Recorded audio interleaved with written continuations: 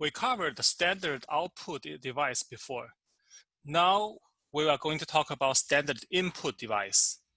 Standard input device, as we discussed, is actually the keyboard. To read input from keyboard, we can use the scanner class.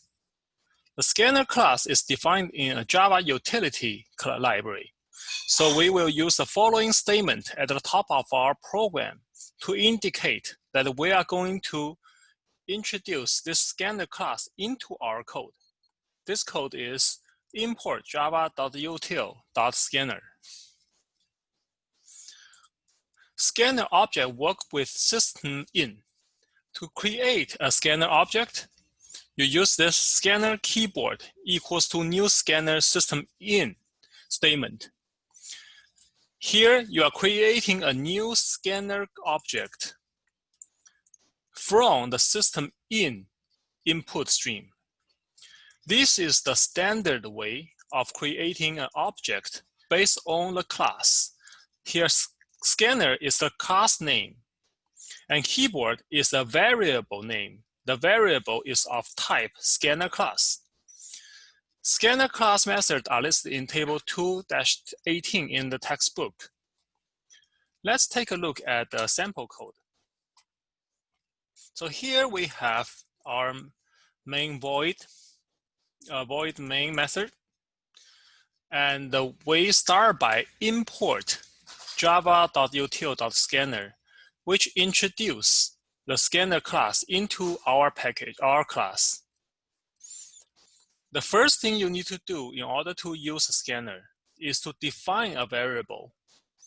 This new scanner system in will create a new scanner class object based on system.in.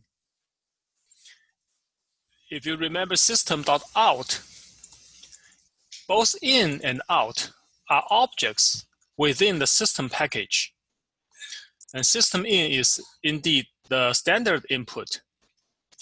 Based on the standard input, we are creating a scanner object, and the object is assigned or is referenced by the variable keyboard.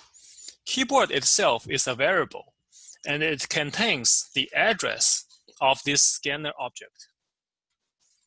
Then, once you have keyboard defined, you can read input from keyboard.